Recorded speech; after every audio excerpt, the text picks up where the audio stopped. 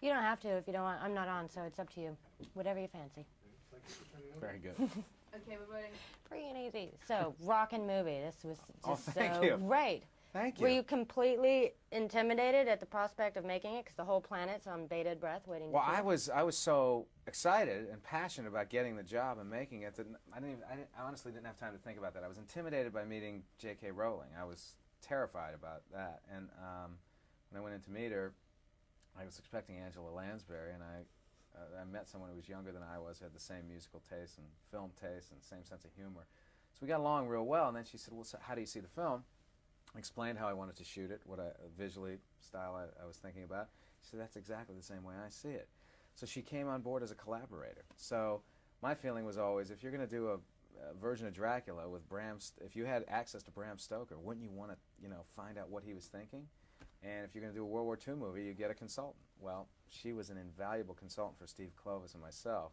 She never insisted on doing things a certain way. She was just a great collaborator. So we were able to get inside her head and find out what she was thinking. And either, sometimes it didn't work from a cinematic point of view, but we were able to get it close to what she was thinking, which I then realized would translate into what the fans were thinking, And so that was the biggest challenge.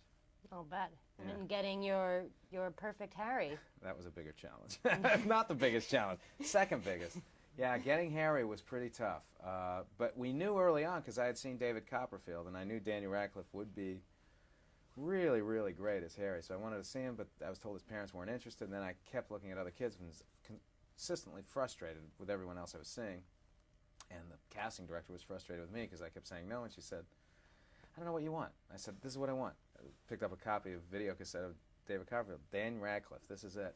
She said, you're never going to get him. His parents don't want him to do it. So she resigned, and then David Heyman and Steve Kloves, producer and writer, went to the theaters, saw Daniel, and talked to his parents. And I guess David really convinced them to come in and talk about it, and they were open to the idea, as long as they knew we would protect Dan and take care of him, and we promised we would. Yay for the theater. Yeah, thank God.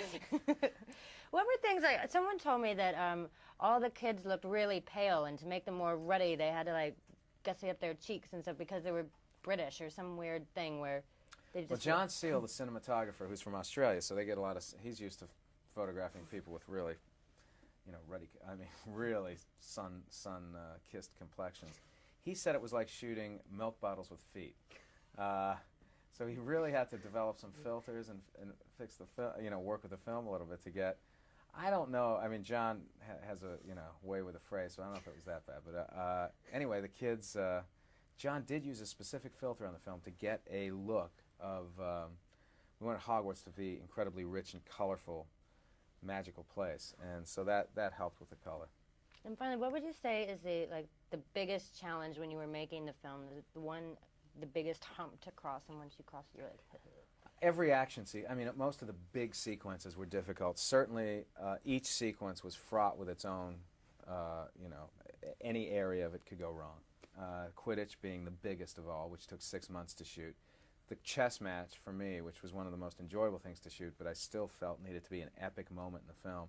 And the final confrontation with Lord Voldemort, between Harry and Lord Voldemort at the end of the film. It's a very complex visual effect that happens there. I don't want to ruin it for anyone who hasn't read the book, but to get that to work so it felt scary and real was difficult. Well, I'm glad you did it, because it was marvelous. Oh, thank you. Well, it's nice seeing you. Thank you. Excellent. Because my opinion means everything. It does.